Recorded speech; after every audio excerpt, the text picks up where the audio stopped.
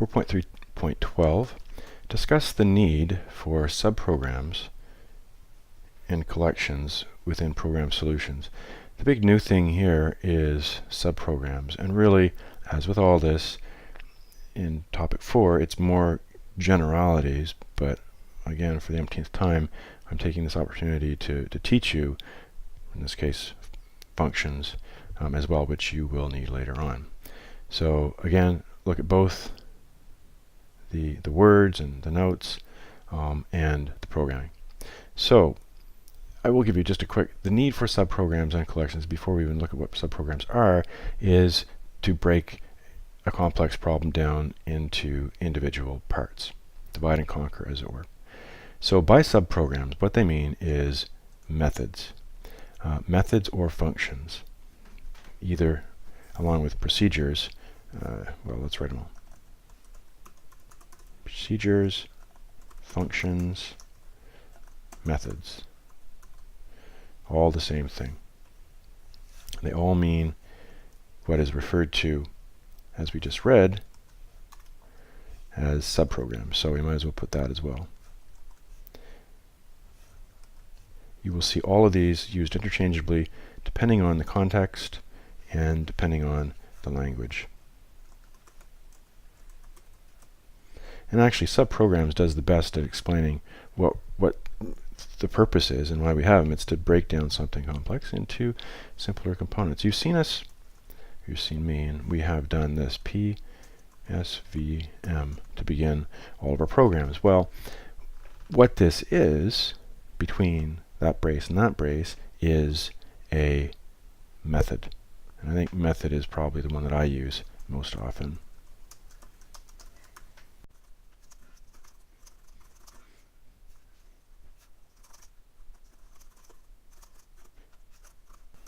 Right. So here is the main method.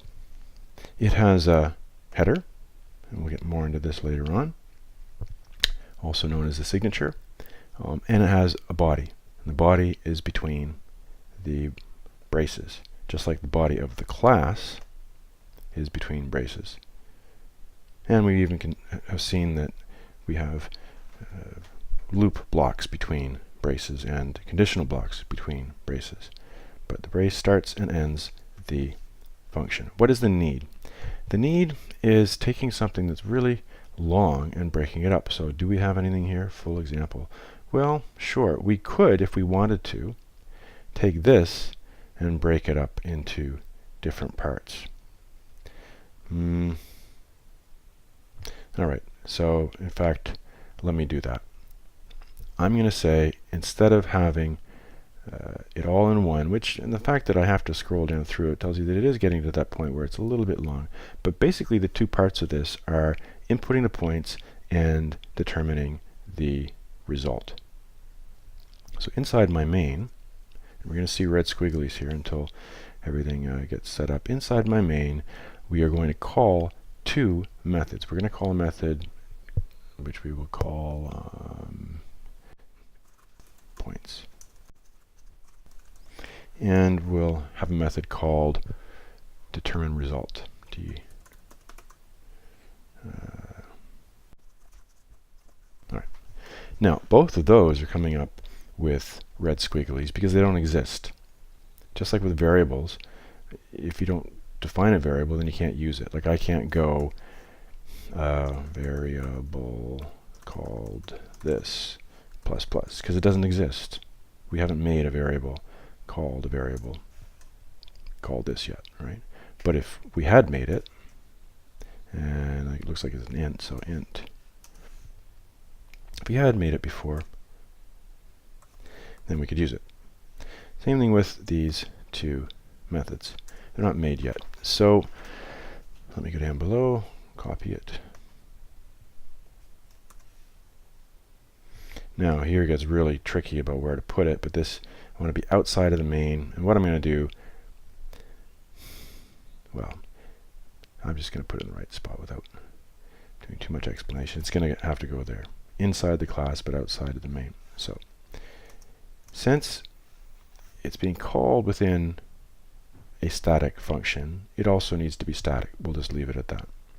we will keep it public and we will keep it void. So we're going to go public static void and then this, which I think I have pasted. Yes, I do. All right. Open and close brace. And the other method then is this.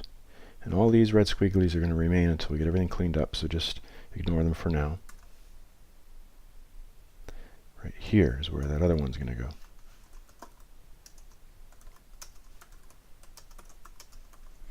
All right. So finally, to get this all sorted,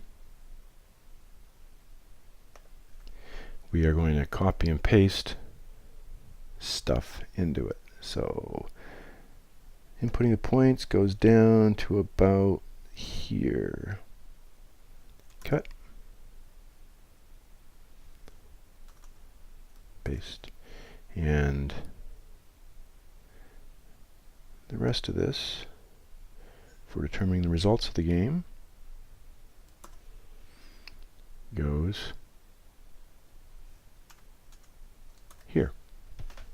And so now we can try to tidy up what all the issues are. And there's probably, even though it's a great time to show you, lots and lots and lots and lots of red squigglies doesn't mean lots and lots and lots of errors. It usually means one brace issue. So let me go through and figure this out. Let me just see what it's saying here. Find symbol, input points. So yeah, it's a brace issue. So here's our main. Oh, I copied, I didn't cut. Okay, looks like there's an extra brace there. And we're getting close.